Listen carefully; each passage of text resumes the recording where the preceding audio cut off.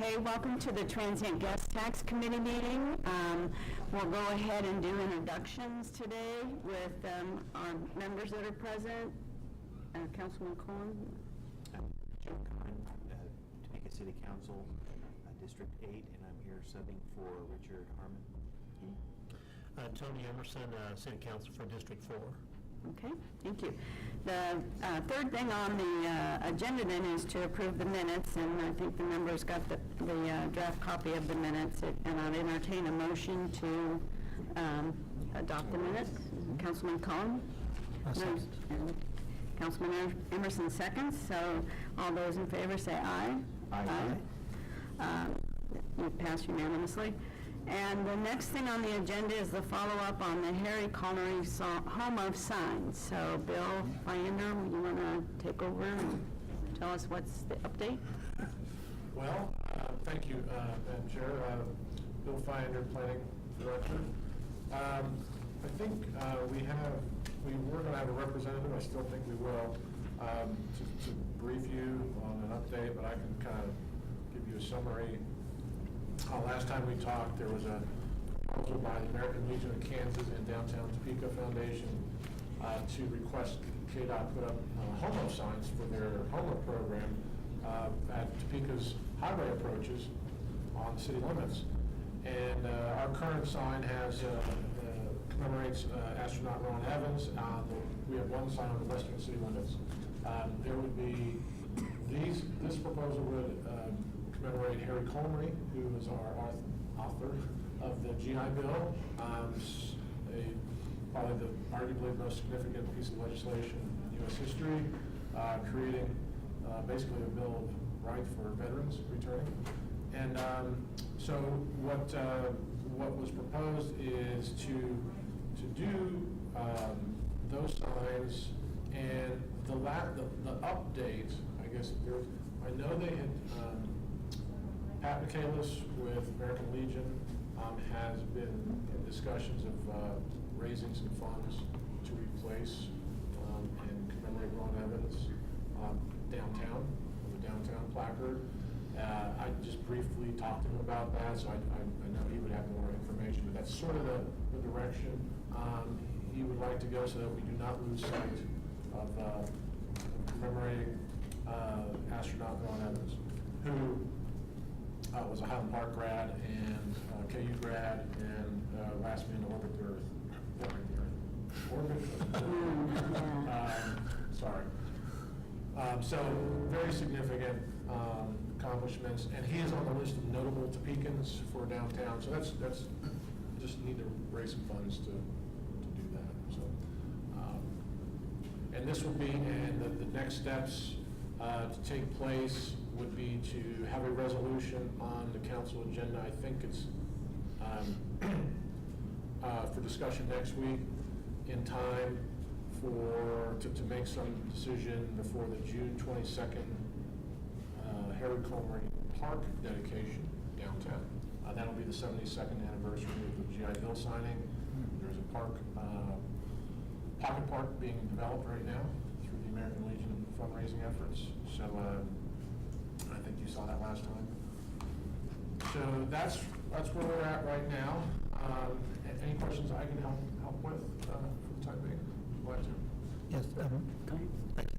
Mr. Fiander, thank you. And we had some correspondence, some emails back and forth. You and I did after our last meeting. Have you found anything contrary from KDOT? That is there a possibility of having different signs given the multiple approaches our city has? In other words, the western sign might say home of Harry Comrie, and the east sign, home of astronaut Ron Evans, could stay. Since they're in separate portions, is that a possibility?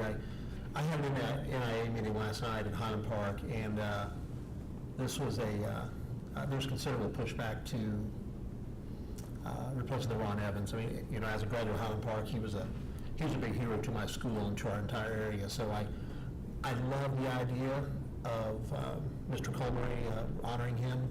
I just hate that we have to diminish someone else in order to do it. And it seems to me like it's such a, I don't see the reason, I guess, that there can't be a sign of a different sign at each quadrant, at each entrance to the city?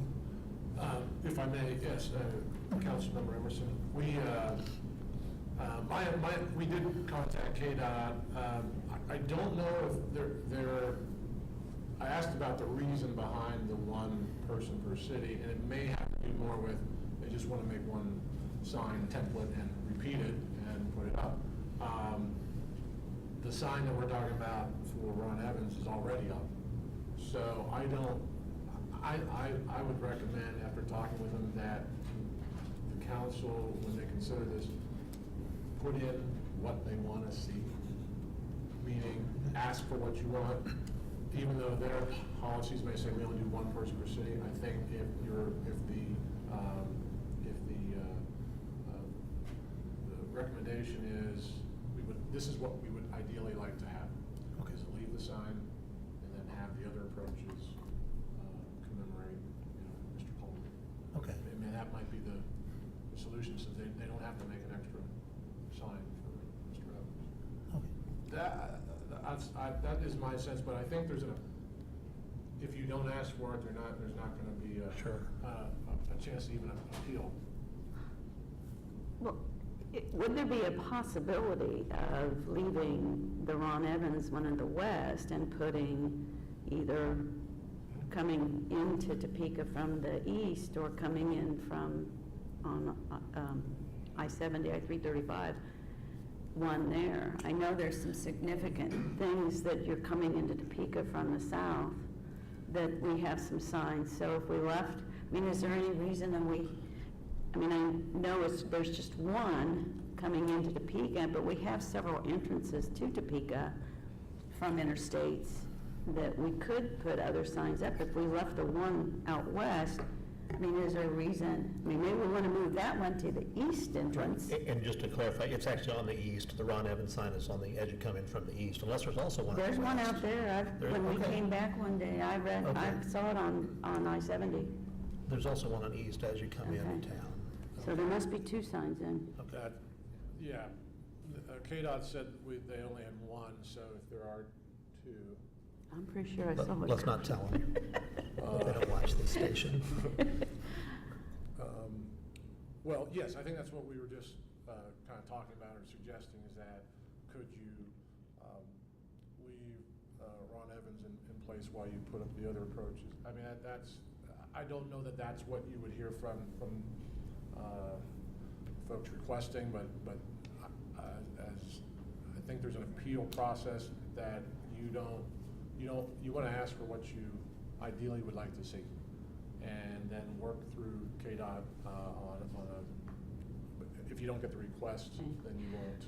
Bill, did they say this was a federal thing, or was it just a state thing that they're having one home of sign? I believe that is the state. It's a state. I believe that's the state. Okay. The other part of this we didn't talk about is they only allow the person's name. So that's another variance to request, is that you also would want author of the GI Bill on the sign. Right. Yes. And I would recommend requesting that and asking for a variance to their policy.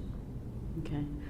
I think I'm also going to send an email to Senator Moran and ask him what the federal side of this is with the Federal Department of Transportation, if they have any issue with it, or if it's just, because I know I've seen in other cities home of signs, but I can't remember if it's just one sign and one person that they're saying that city is the home of. Right. Brandon just reminded me that Salina has the home of Bill Graves. I don't know how many, so Okay. they do, again, one, and I don't know how new this policy is, but that's, these original signs were not requested by the city. They were just put up as part of the federal highway program to promote the NASA Apollo program. So. Right. Yep. Okay. I think I-470 it's this certain highway. I can't remember now what it's named after. You guys remember? Is it Eisenhower? There's a name for that stretch of. On west of Topeka, there is a stretch of the original interstate highway there is a plaque or sign Yeah. that indicates that this was the first stretch of interstate. It's like 8 miles of interstate highway was west of Topeka. Okay, and it was It was Eisenhower, yeah, yes. okay. I knew there was some sign that said something about, okay. Is there any more questions regarding this subject? I think Scott's here. Okay, okay. Then we'll move on to presentation of the wayfinding program recommendations. Take it away, Bill. Did you want to hear from Scott? Oh, yes, if is Scott's here, yeah, sure, definitely. 'Cause we Sorry, don't- Scott. Yes, and June 22nd, I think, is the dedication. Madam Chairwoman, yes, June 22nd. Scott Gales of Architect One. I apologize for my tardiness. My intern, I was showing a good time. Another presentation, we ran behind schedule, so Okay. I'm here fashionably late. On behalf of the group that's actively involved in recognizing Mr. Colby downtown with the Pocket Park, successfully raising the money to complete the park. Not to belabor it, but if you've driven in the 900 block, it's nearing completion, should be done in the next week or two. There is a big unveiling that will occur on the 22nd. I'm sure by now all of you've got multiple invitations. Hopefully Frank and will be there. We are extremely honored that his name is considered for this placard that could be on the highway. Obviously, we do so only with the most sincere respect for the current astronaut that has his name up there, and we would hope that reasonable recognition would continue for him in some other fashion should the names be treated. I'm not sure what else we can share with you about Mr. Colmery to make this an easy decision, but we'd like to think that in a perfect world, we wish they could all be equally recognized. But in this case, we do hope that Mr. Colmery would meet the expectations of the decision-making process. So anyway, I'll stand for any questions, but I could bore you for an hour on Mr. Colmery if you like, or any other matter dealing with downtown, but I know you've got plenty of important things to deal with. Well, I just have a question about the dignitaries that you're inviting to. I mean, are we having, since the military is, service to our federal government, are we having other dignitaries there? There will be. I want to be careful here not to name drop, but Okay. a considerable amount of effort has been undertaken in order to make sure, because of the significance of this really being the first opportunity to recognize Mr. Colmery other than naming the building after him. Right. This will be the first sculpture, first official park. He is a hometown hero, for lack of a better description.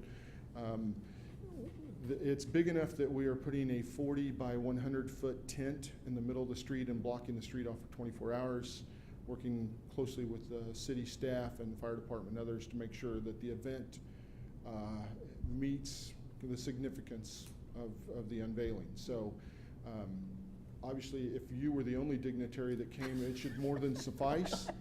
But the others who will be equally important as you, hopefully you'll see the honor in the event. Well, and I'll send out an invite to the rest of the council. See if we can get everybody there. That'd be great. I think it is the most significant legislation passed, and so I do think that Topeka ought to do it upright. I think the biggest thing to come out of this, and I'm going to get on my downtown pony here for a moment, is that kind of the awareness that we as a community did not celebrate some very significant achievements of some of our own citizens, and Mr. Colmery being one of them. There's numerous others that I could bore you with, but the reality of it is, by finding ways to recognize them and creating public spaces that are more than just a placard in the downtown area, are hopefully something that future generations will appreciate and inspire others to take similar, interest in leaving the place a little better than we found it. So That sounds great. Anyway. That sounds great. Do you have any problems with, and I'm not sure when you came in, but if we found that we could have a home of sign, leave one out on, because I'm pretty sure there's one west coming in on I-70 West, and Councilman Emmerson said there's one coming in east that says home of Ron Evans. If we could, leave one of those, or even put up, what we find out with KDOT, what the requirements are. Would you have any We take problems? no issue with that. Okay. We still feel Mr. Evans is more than equal to the honor. We like the fact that Mr. Coleman would be considered. It was our understanding only one sign could be placed out there. If we can keep different signs on different entrances, super. If that's what the limitations are, we understand. Okay. So no issues. I don't know if you heard, Councilman Emmerson talked about going to a neighborhood association last night. Did you hear his I comments? apologize, my tardiness prevented me from hearing that. No problem, if Go I may. ahead. Yeah, we had a Highland Park NIA meeting last night. Of course, this came out in the paper yesterday, so it was a topic of discussion last night. And there were some pretty strong feelings about it. I would hope so, yes. So yes, if there's a way, and I just can't believe that, the KDOT regulations be so inflexible that it couldn't, while I can understand they don't want a huge sign with 30 names on it, one at each port, of entry to the city, I can't believe it would matter. I can appreciate they want to minimize their bureaucracy, but it seems to me if we've got the opportunity because of coming in from the east and coming from the west to recognize two very honorable people that deserve the recognition. Obviously they deserve far more than just some recognition on the highway, but if given that opportunity we can do both, I think that's fantastic. That's the best of both worlds. Okay, So sounds good. I appreciate you reaching out to the neighborhood to Sure. include their feedback in this. And- I would have been disappointed if someone had said Ron who. So I'm great to hear. You know what? To me, it's awesome that people still appreciate the fact that Absolutely. some people have done some amazing things. Absolutely. Okay. Any other questions? Okay. Thank you, Super. Scott. Thank you very much. Okay, now we'll move on to the wayfinding sign.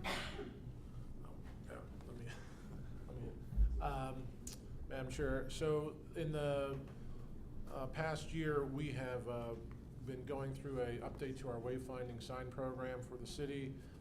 This all started way back a couple years ago, and I think Brett can touch on this a little bit more, but the background is Visit Topeka conducted a branding study by Roger Brooks Consultant. That was a couple years ago, and one of the recommendations coming out of that study was to have a new wayfinding sign program. There's some issues with ours, not the least of which they were not built to all last apparently. So just how they read, and then also the brand that we've gone to, as you've seen with the Go Topeka, Chamber, Visit Topeka, Heartland Visioning, we've all sort of adopted that. And so this last year, that's what we've been doing. They came to the MTPO for some grant funding. They matched it with their funding. So it's been a sort of a joint partnership with federal transportation funds and their funds. And so I think today we have Brett was probably going to run over some of the recommendations. Oh, it might help if I also give you the handouts that he'll go over. So unless you have any kind of background on that, I'll just hand these out. I will say that the sign on 10th Bridge over the interstate is really bad. So I'm sure that this will be a great addition.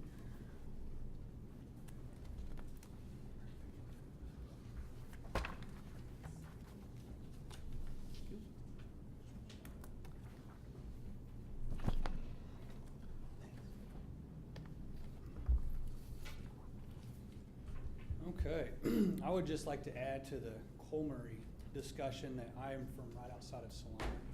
And Brendan is right, there is a home of astronaut Steve Hawley and home of Governor Bill Graves, both in Salina. So That's good to know. somebody made an effort there. So I would agree that if you add it in there, there is a precedent that there are two people. Salina's a lot smaller than Topeka as well. Right. Thank you. So Bill kind of started with the background of this. It started back in 2014 with Roger Brooks coming to town and doing a branding study, and this was one of the big items that came out of that study. When I took over just a little over a year ago, we went through the branding guide and looked at what programs were still needing to be completed and hadn't started, and looking and working with Bill and talking with Bill and learning a little bit about the wayfinding program, I agreed that that's something that we need to look at, mainly because everything that we're trying to do from our office is really interconnected when it involves getting people around town and how we're going to get them around town. So we're doing a lot of different things with our visitors guides, with our new website, with our app, with our different itineraries that we're creating, that we all look to use wayfinding signage as a way to direct people to go from one place to the other. Like Bill said, if you've been around town, some are up, some are not, some are sideways, some are discolored, and some of the places are not relevant anymore, even on the signs. So, really after 10 years, there's been a lot of work in Topeka, and there are some attractions and destinations that probably need to be displayed on signage that are not displayed right now either.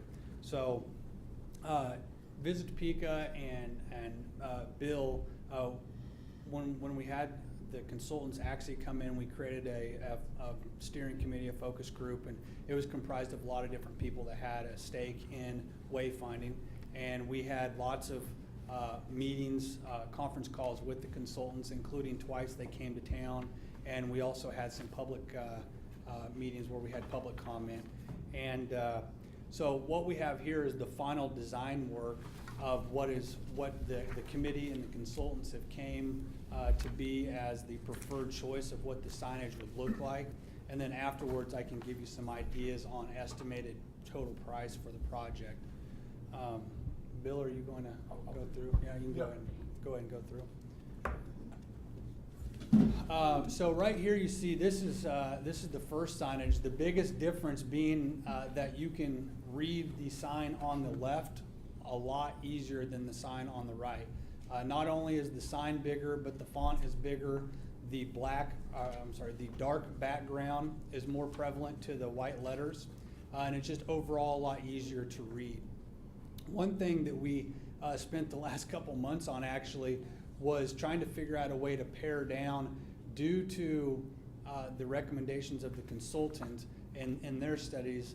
They were very adamant that every destination on the signage should be one line, should not go into two lines. And when you're talking about Old Prairie Town at Ward Mead Park, that could be 3 lines on something like this. So there was a lot of discussion with the community and with our committee, where we actually reached out to those attractions that we felt we might need to cut down some of the wording to make sure they're okay with it, and asked what their recommendations were. So every attraction that will be on a sign will be one line.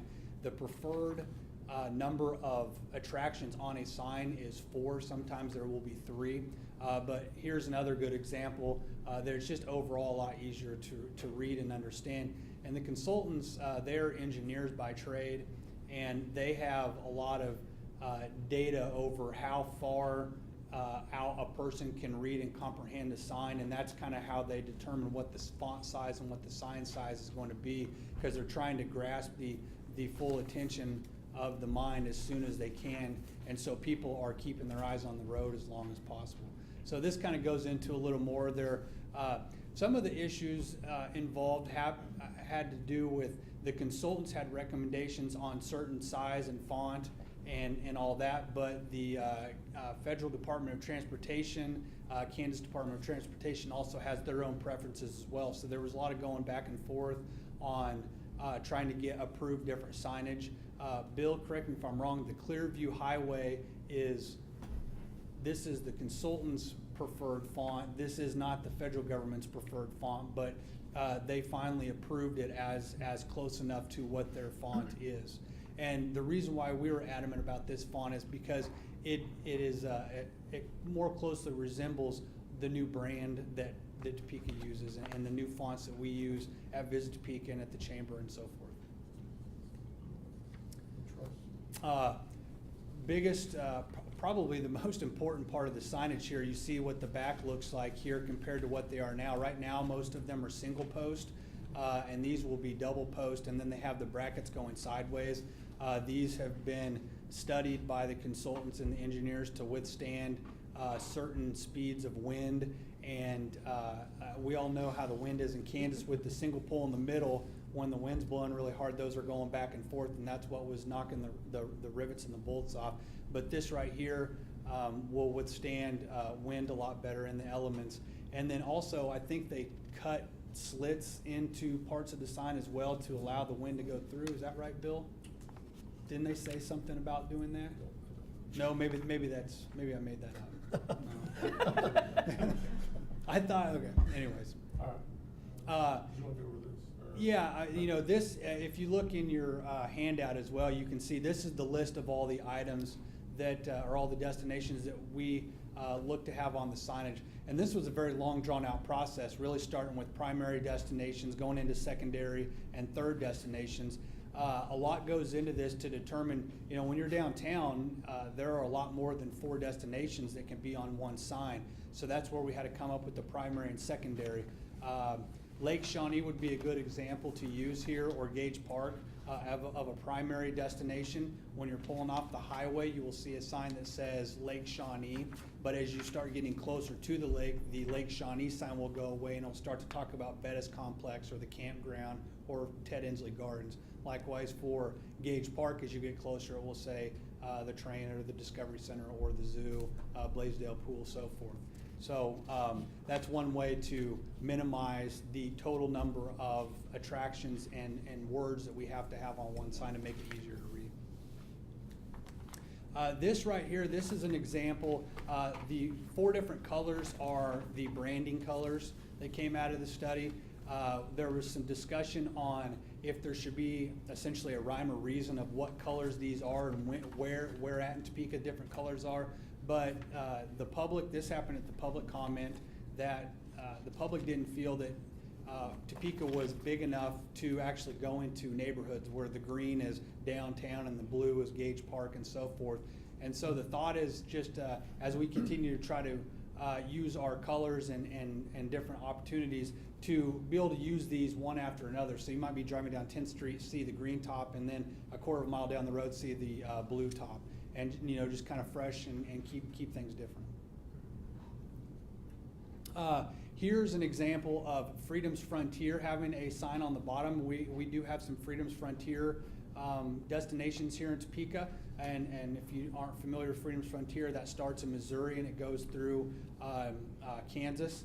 And they were discussed about what we can do to make sure that they have some signage. At first, Freedom's Frontier was looking at having some of their own signage developed, and we were against that because we didn't want too many signs. You can have too many signs if we're doing the same thing.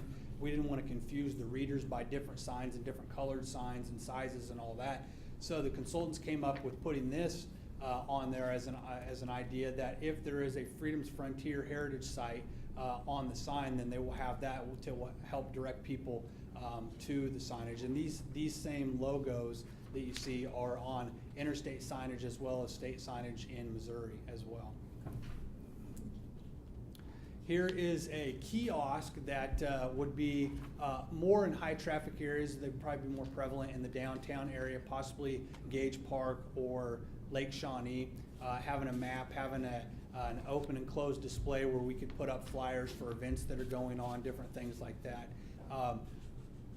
Probably go to the next one, Bill. The thought is that when you get out of the car, the displays will be in minutes for walking, as in it's 5 minutes away as opposed to 0.3 miles away. So there are these signs, and then I think the next one also has some different examples of parking signs. And yeah, here on the very next one, the very next one on the left, you see up there, that is in terms of minutes. It's kind of hard to read up on the screen, but you can see. But that is in an effort to get people out of their cars and pull over and get them to walk different places. People feel more comfortable walking around and going from place to place if they have an understanding of where they're going and how long it will take to get there. Here is the parking. Topeka has a lot of different parking logos. Some say parking, some say park here, different colored P's, different sized P's. This is more of a what the consultants call the iconic parking logo that is used nationwide, that in the last 10 years or so has really turned into an understanding for people that are traveling, knowing that when they see that P with the circle, that means this is where to park. Makes it easier to understand than all the different words on there. The words were unnecessary, plus the circle P is smaller than writing the words out, therefore cheaper to put on a sign. And then the last 3 slides here, these are the 3 examples of the city entrance welcome signs. I know that Mr. Colson has discussed with the city council replacing some of those signage, bringing them possibly in closer to the city limits of Topeka. So there are 3 different options right here. There were multiple options that they developed, but these are the 3 that the committee, as well as some of the public meetings, decided were the best 3 choices. You see there's different aspects that could be used in any of them. For instance, this one here has welcome with an exclamation mark. The other 2 do not, but the welcome could easily be added on to that as well. So that kind of concludes the visual presentation.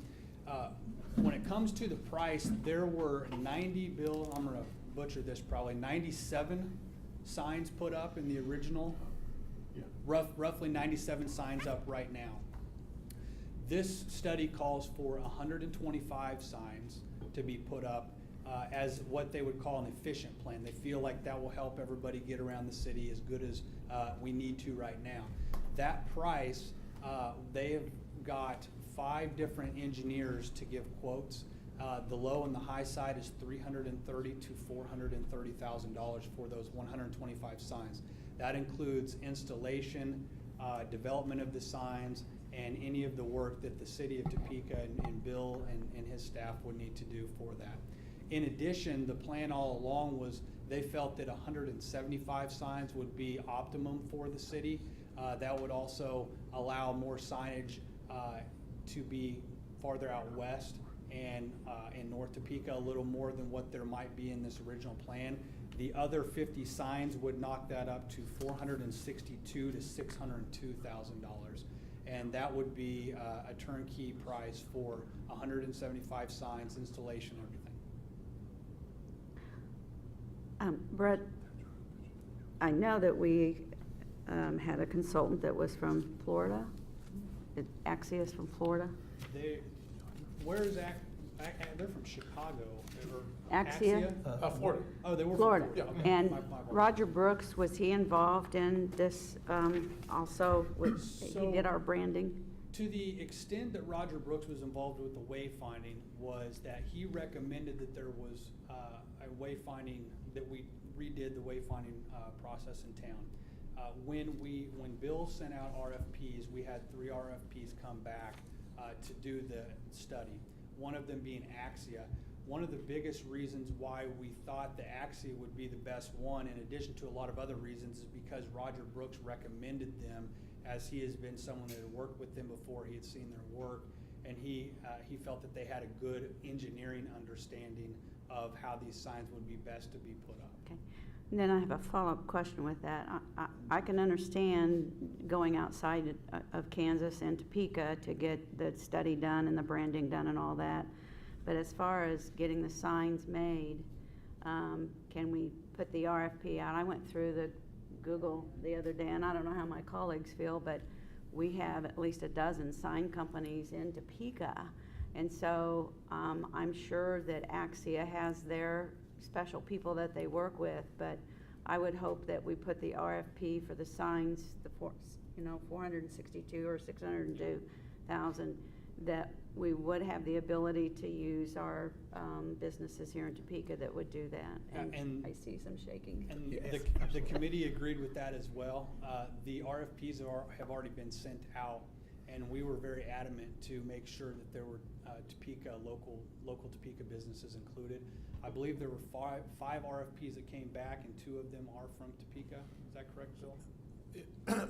Well, actually, RFPs weren't set out, but estimates. Or estimates, okay. Estimates were Okay. sent out to local companies to give.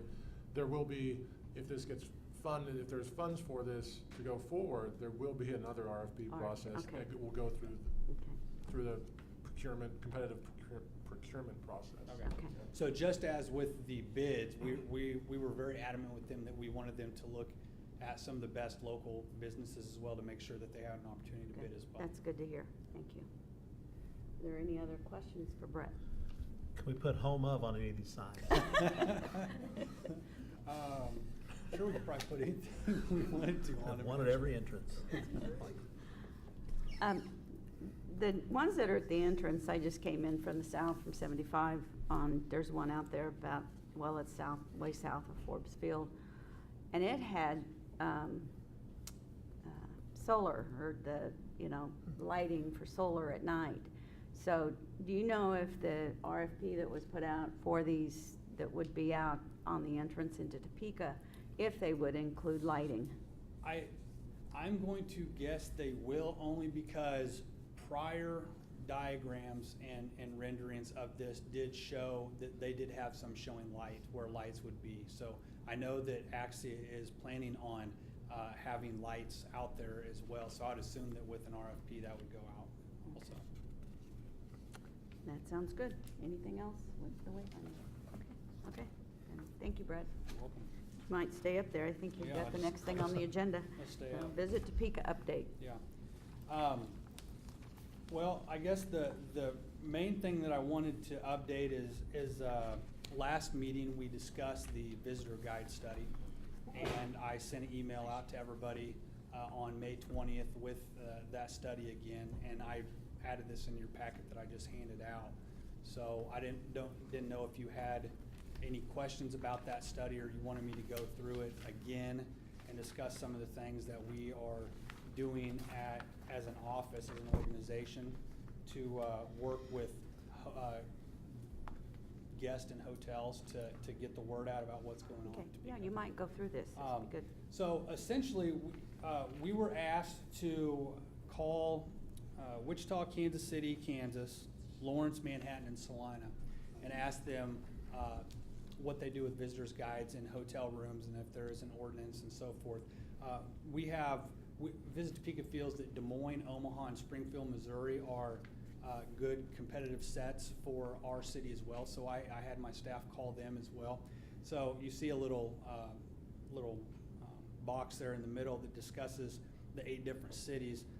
There are 5 cities that said that it is up to the hotel if they put them in the hotel guest room. 3 of them do not put them in the guest room. None of them have an ordinance, and every one of them has them in the lobby. We did call 3 hotels within the cities, Kansas City, Kansas, Manhattan, and Salina, that said it's up to the hotel. We just randomly called a bigger hotel there and asked if they have them in the lobby, and they did. So, it's easier in the lobby. We also asked them, I had the staff ask, what ways does their visitors organization reach out to the guests that are in hotels? And we just kind of compiled a list of all their answers. A couple of them said that they have the calendar on the website. Some said that they have the dates of the events in their visitors guide. Every Friday, 2 different places email the events to the hotels for what's going on. One city calls the event planner and lets them know about the visitors guides and that they can hand them out at an event, and then another one emails the events to the event planner, hoping that they will pass it on. All really good ideas, all things that we are already doing here at Visit Topeka. In addition to some of those things at Visit Topeka, because of what we're doing, we feel that we are ahead of the curve, so to speak, with these other cities that we called, that we're kind of leading the way with how we're reaching out to guests in the hotel rooms. One of the things is each week we do we call it a convention newsletter. So similar to the last one where someone emails the event planner, what we actually do is we get the email list from an event planner that's coming to town, if it's a convention at a hotel or a large ball tournament or a soccer tournament, and we create a convention letter that is just for those 2 or 3 or 4 days that they're here. We have a monthly newsletter that goes out to over 18,000 people. But this is more specific just to that Friday, Saturday, Sunday that convention's going on.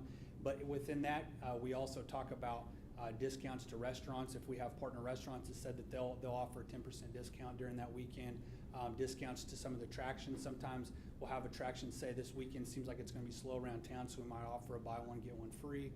And then in addition to what other events are going on. So we actually get directly we are able to reach directly to those visitors before they even come to Topeka, hoping that they can plan around when they're not in their meeting or their ball tournament, what they can do while they're here.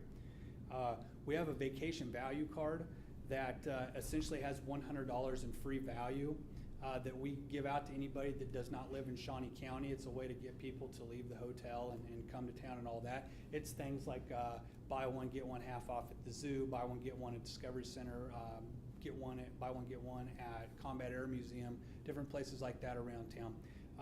One of the things that we started doing last year was hotel room key cards. You know, they look like a credit card, you swipe them in the room. We actually paid for 10,000 or 12,000 of these cards. We gave them out to all the hotels. So all the hotels have a room key that looks exactly like our vacation value card.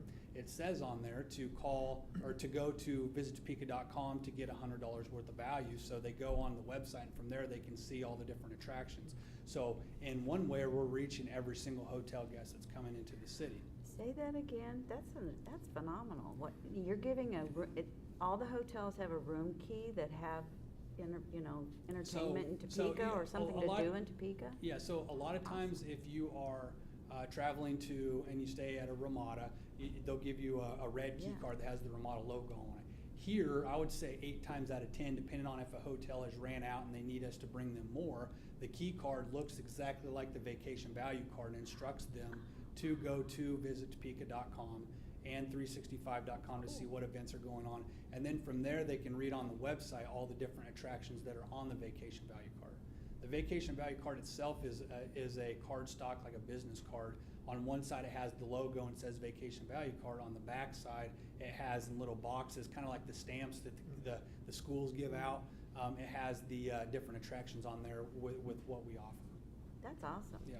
Make sure you mention that tonight. That's great.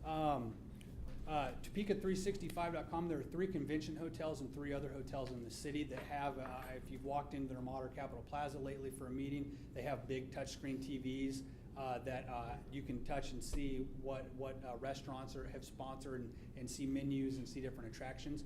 We have sponsored with those touchscreens as well that when it goes into sleep mode after 3 or 5 minutes, depending on the hotel, the screen goes to Topeka365.com to see what's going on. So if someone's just walking through the lobby and it's on sleep mode, then our logo will be on there as well. We also, we try to talk at the Lodging Association meetings monthly, make sure they have the visitors guides, talk to them about making sure, like you said, Elaine, the maps and the visitors guides are on the front desk as opposed to around a corner on a magazine holder with 50 other magazines. And a lot of the hotels are pretty good at keeping those close by, mainly because that's something that people are asking for a lot. And it's easier for them just to hand it or just point really easy rather than say go around the corner to the left and so forth. The destination maps, we've talked about those last meeting. We have those as well. We're doing a program called Know Your City Training, which we just completed about a month ago, where we get hotel employees, restaurant employees, gas station attendants, attraction attendant employees, anybody in the service industry.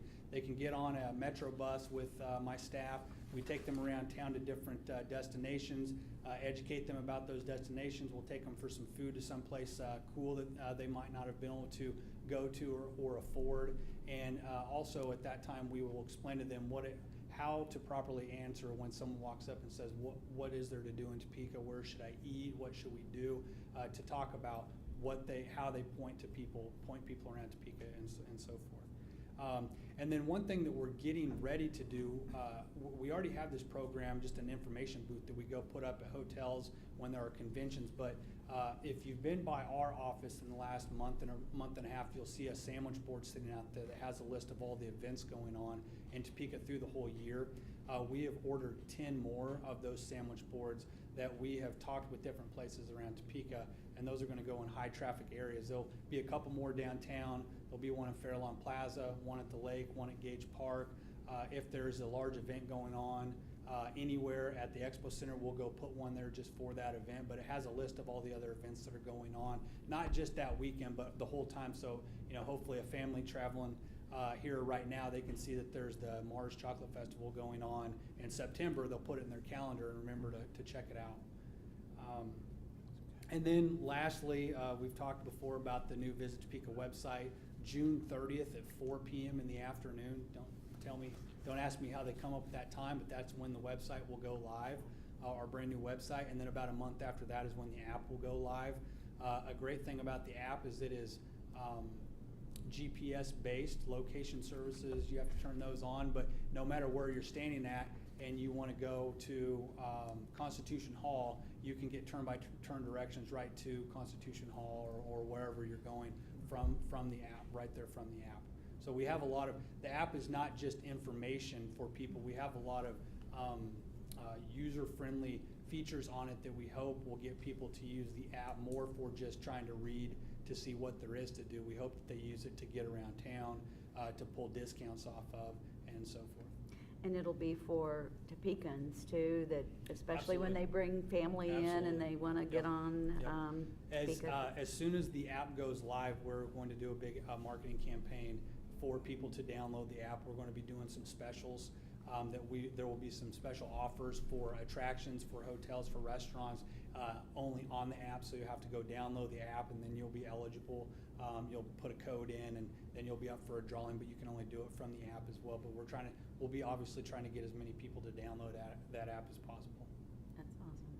Thank you so much for the update, and especially the checking with the other cities as to what they did with their guides, because I had a real interest in how that was working out. So I really appreciate all that time and effort. Any other questions for Brett? Excellent. Okay, thank you. Okay, the next thing on the agenda is the 2017 TGT proposed budget. Nickie? I don't think you have the copies again, do you? I brought them, so I'm going to hand them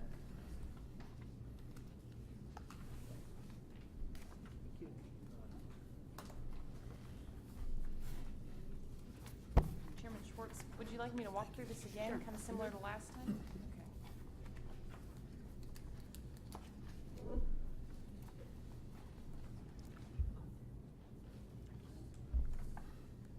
I've got some extra copies I can put, we can hand them back if anybody wants them. So this budget was first reviewed at the May 20th meeting, and we decided that we'd kind of review it with everybody, let it sink in, let members of the public and anybody who is interested kind of hear more about it before we officially ask the committee to approve it. The process from here, if approved today, would be that this would be included in the larger 2017 proposed budget, which will be shared with council and public this week, and starting to discuss that on Saturday. So this is really good timing. It'll kind of lead us right into that. So in front of you, what you see on the far right is the proposed budget as it stands today. So kind of starting from the top down, on the revenue side, we do have our TGT funds kind of split into 3 pots of money. It's a total of 7%. 5% of that is considered the TGT base funds. 1% is TGT soccer, which was started in 2012, specifically to be used for the Sunflower Soccer Stadium development. And then 1% of that is the 1% allocation, which this committee and the governing body approved last fall to be used for some specific purposes that I'll walk through at the bottom here. In addition, we do have a contingency showing, and what that is that's giving budget authority for allowing for, if revenues come in better than we're projecting in 17, it gives us some kind of wiggle room to be able to spend that. The way that this fund works is that every time we get a distribution from the state, we forward it right back out to all the entities based on the percentage. So we don't want to sit on any of this money. You'll see in the beginning of 16, we actually have a little bit of a balance built in, and that's really just due to timing of when we're paying money out for Sunflower Soccer. And then also we were waiting on the decision on the 1% allocation. So if we ever do have any carryover funds, it's really probably a timing issue more than anything. We really every year want to budget this to spend it all down to zero pretty much. So for expenditures, the way that the 7% splits out is that of the 5% base, Visit Topeka gets 79% of that, which equates to about $1.459 million. And then the Visit Topeka bid fund gets $203,000, and that was per request from Visit Topeka, and kind of working through that last year, we wanted to shift more funds into that bid fund, so that's actually increased from 15, so in the 16 and 17 budget, it's that increased percentage amount. And then the whole 1% of the revenue for Sunflower Soccer minus the admin fee, which is a requirement we pay to the state, will go to the Sunflower Soccer Association, and that is to help pay for some of the projects that have been approved in a council resolution. Going down to the transfer line, you'll see zeros for some specific entities that had been getting money per a prior resolution. So the 1% allocation, that was actually a renewal of a 1% that had been in place from a prior TGT Council and Committee decision, and that had been used for the Historic Preservation Fund, the Riverfront Park, and then the Great Overland Station. So those entities will no longer be getting funds in either 16 or 17. The Topeka Zoo receives 10% of the 5% allocation, and that's really because the Topeka Zoo is a visitor's destination, so it's allowable by the state to kind of keep some of the money in the city's general fund to use for tourism activities that we operate. And then the 1% allocation that you see down below, what this equates to is this reflects the decision by the committee that the Downtown Plaza would receive 72% of the revenues each year, Evel Knievel 6.29%, Jayhawk Theater 14.26%, and then Constitution Hall 7.44%. So again, the more money we get in, the more each of these entities make. The less we get in, the less each of them make. And then as you can see there, we budget the contingency, just giving us budget authority for if we do get more revenues in, it gives us the authority to spend it out. So I'd be happy to answer any questions. Thank you, Nickie. Are there any questions? No, This is all new to you, so.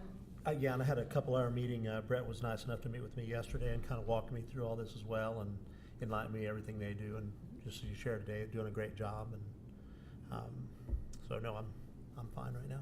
Kind of understand the 511. That was the first year I was on Yes. this. It was the term 511, so. Barely, but Okay. yes. Jeff, do you have any questions? Nickie? Okay. Well, I would entertain a motion that we pass this budget on to the full council for consideration. I'll do that. So Councilman Cohen moves. Second. Councilman Emmerson seconds. All those in favor say aye. Aye. Those opposed, we pass unanimously. So, okay, I think we're about done. Is there any other item before the committee that we haven't considered today? From staff or from anyone? Okay, well, with that, we're adjourned. Thank you. Thanks for filling in.